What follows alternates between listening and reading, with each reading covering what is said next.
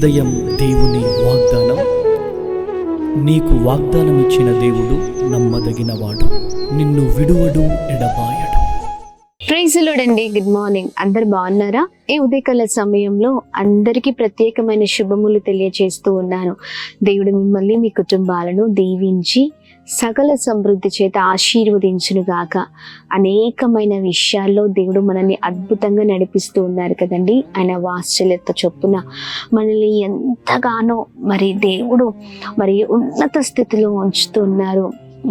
దేవుడి మాటల ద్వారా ప్రతి దినము నూతనమైన కృపను మనం పొందుకుంటున్నాము. ఎంతో సంతోషం, నెమ్మదిని, సమాధానాన్ని మనం పొందుకుంటున్నాం. ఏమైతే కోల్పోతున్నామో దేవుని మాటల ద్వారా వాటిని మనం పొందుకుంటున్నాం. ఉదయకాల సమయంలో కూడా ఆలస్యం చేయకుండా దేవుని మాటల్ని అందరం కలిసి ధ్యానిస్తూ ముందుకు సాగుదాం.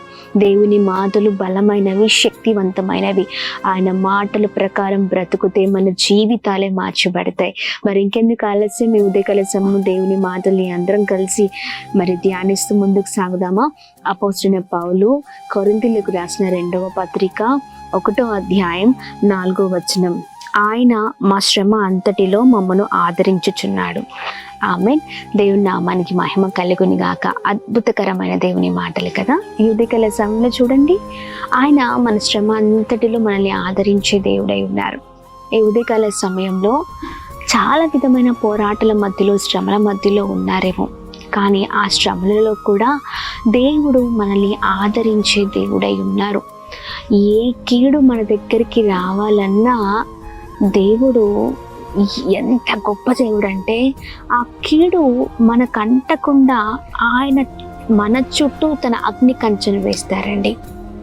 అద్భుతకరమైన దేవుడు. మనం అనుకుంటాం, అయ్యో శ్రమ వచ్చేసింది, ఆ శ్రమ నా జీవితంలో చాలా నన్ను భయంకరమైన పరిస్థితులకు తీసుకొని వెళ్తుంది, నా జీవితం అయిపోయింది, నా జీవితం ముగించుకొని పోయింది, ఇంకా నాకు ఏ ఆధారం లేదు, నా జీవితంలో ఎటు చూసిన అన్ని కోణాలలో అన్ని దారులు మూయబడి ఉన్నాయి, ఇంకా అయిపోయింది అంతే అని అనుకోవచ్చు. లేకపోతే మనల్ని చూసిన ఎదుటివారు ఇంకా వీరి జీవితం అయిపోయింది, వీరెందుకు పనికిరారో, ఇంకా అంతే, ఇంకా మరణం తప్ప ఏది లేదు అని అనొచ్చేమో.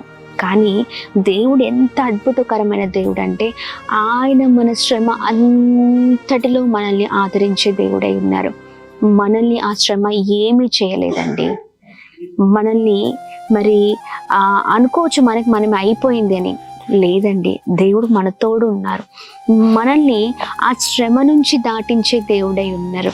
ఈ ఉదయకాల సమయంలో నిజంగా దేవుడి మాటలు మనల్ని ఆదరిస్తున్నాయి కదా. నిజం, శ్రమ అంతటిలో మనల్ని ఆదరించే దేవుడై ఉన్నారు. శ్రమ వచ్చినప్పుడు బంధువులు, లేకపోతే బాగా అయిన వారు, ఇంట్లో వారు అందరూ వదిలిపెట్టి వెళ్ళిపోవచ్చు. నేనున్నాను కదా, నేను నిన్ను ప్రేమిస్తున్నాను కదా, నేను తోడుగా ఉంటాను, నీ జీవిత కాలం అంతా నీకు సహాయకుడిగా నేను ఉంటాను అంటూ ఉంటారు చాలామంది. లేకపోతే భార్య కావచ్చు, భర్త కావచ్చు, నేనున్నానమ్మా అని అంటూ ఉంటారు. కానీ శ్రమ వచ్చినప్పుడు వదిలిపెట్టి వెళ్ళిపోయేవారు ఎంతోమంది. కానీ దేవుడు అలా కాదండి. శ్రమ వచ్చినప్పుడు నీతో పాటు, నాతో పాటు, మనందరితో పాటు ఉండే దేవుడు. ఆ శ్రమ నుంచి దేవుడు మనల్ని దాటించే దేవుడై ఉన్నారు. శ్రమ మనల్ని ముంచేస్తుందని మనం అనుకుంటాం, చూసిన వారు అనుకుంటారు. లేదండి, ఆ శ్రమ నుంచి దేవుడు మనల్ని దాటించి ఒక గొప్ప వారిగా చేస్తారు. ఉదయకాల సమయంలో ఎంత భయంకరమైన పోరాటాల మధ్యలో, ఎంత భయంకరమైన పరిస్థితుల్లో మీరున్నారో దేవునికి తెలుసు.